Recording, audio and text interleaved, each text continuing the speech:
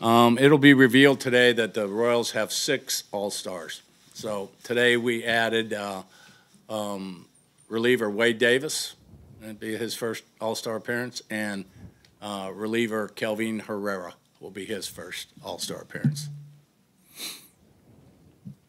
Go ahead, Andy. Are you able to say, like, how did those guys make the club? Were they voted in, or? Wade was voted in by the players. And then the way it worked out was I could pick 2 position players and 5 pitchers. And Kelvin was one of my 5.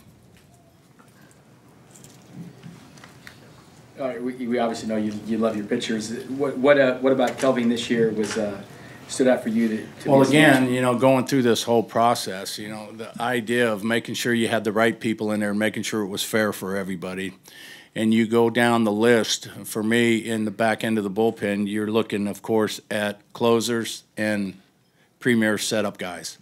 And for me, Kelvin Herrera is one of the premier setup guys. We just happened to throw him in the 7th inning.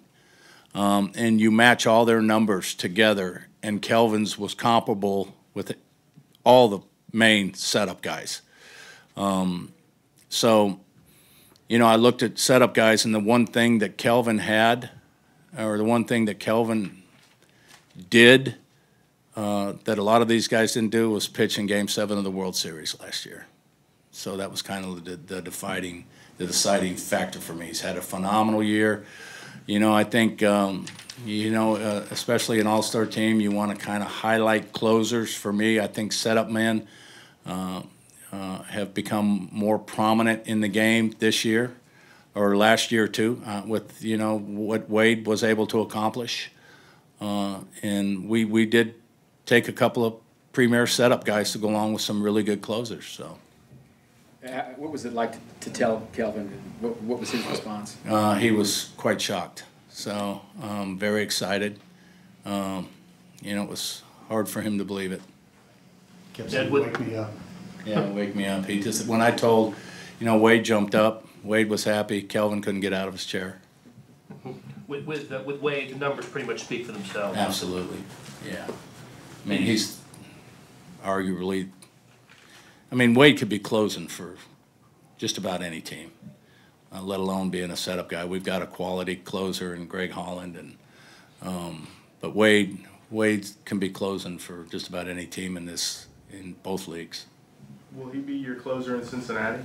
No, I don't think so. Again, we haven't really set it up yet. I mean, we're kind of getting some basic ideas on how we want to do it, but.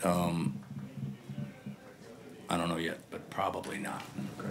The problem is that there's so many good people that deserve to be all-stars that you can't make all-stars. You just can't. You know, maybe somebody has a little bit better numbers.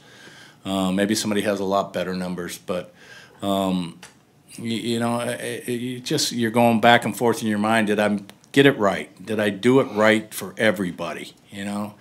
And there was a couple of picks there where the numbers were the same, and I mean, you could have flipped a coin and made a decision and been happy about both guys, but you got to make a decision. So, you know, this time of year, I've had experience with Bobby. You know, people are going to be disappointed, but you know, it's hard to do when you pick a 34-man squad, and it's just tough to do. We did have another pick, and that was the last man, the 5-man pick, right, where you pick 5 players and the fans vote, and we put Moose in that, Mike Moustakas in that 5-man vote. The other 4 will be revealed later. Sorry. That was going to be my follow-up. I mean, 6 is plenty, right? 6 is a lot of all-stars, but well, was it hard for you folks to put I could have made a case for another couple more, but, you know, I could have really made a case for him. Yeah. But, you know, 6 is nice.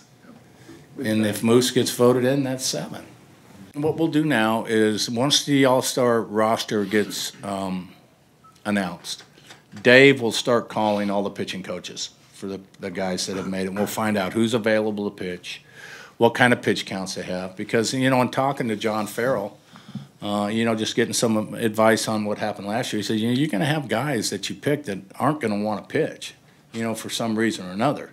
You know, they may need those 4 days off. So we have to find out who's going to be available, you know, who wants to pitch, and then go from there, and then formulate it. You know, we'd like to see the, you know, the National League team a little bit and start putting together a game plan.